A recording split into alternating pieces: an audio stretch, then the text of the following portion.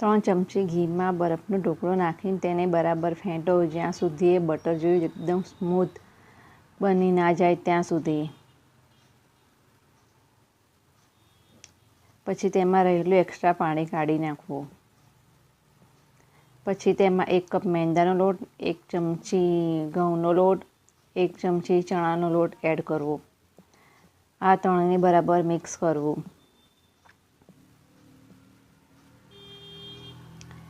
પછી જે માપથી તમે મેંદાનો લોટ લીધો હોય તે જ માપથી દૂધ યા પાણી તમે 2 થી 3 ઘઉં લેવું.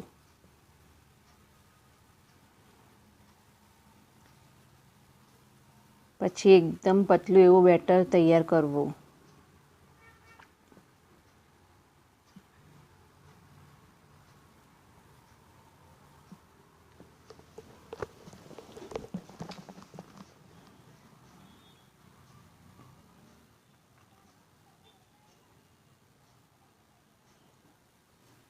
હવે આ બેટર રેડી છે, એકદમ પાણી જેવું.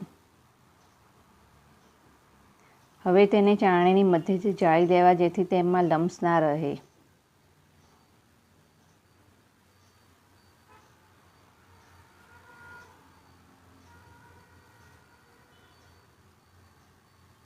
હવે આ બેટરને ફ્રીજમાં તમે અડધો યા 1 કલાક માટે ફ્રીજમાં મૂકી દો.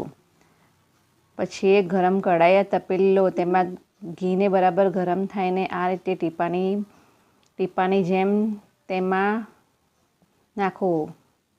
બસ આ ઘેવર રેડી છે. આ બેટરમાંથી તમારે 4-5 ઘેવર બનીને તૈયાર થશે. ચાસણી માટે એક તપેલીમાં 1 કપ પાણી, 1 કપ ખાંડ અને 3 ઇલાયચી નાખો. એક તારની ચાસણી ના થાય ત્યાં સુધી તેને બરાબર ઉકાળો. બીજી કઢાઈમાં 500 ml દૂધ લઈને તેમાં સ્વાદ અનુસાર ખાંડ, 2 ચમચી મિલ્ક પાવડર અને થોડું કેસર નાખીને તેને 15 થી 20 મિનિટ સુધી હલાવતા રહો, જ્યાં સુધી તે ઘટ ના થઈ જાય. હવે ઠંડી રબડી અને ઠંડી ચાસણી ઘેવર ઉપર નાખીને ઘેવરને બદામ અને પિસ્તાથી સજાવીને રેડી છે. આ હતી ઘેવરની રેસીપી. જો આ રેસીપી પસંદ આવી હોય તો મારી ચેનલને શેર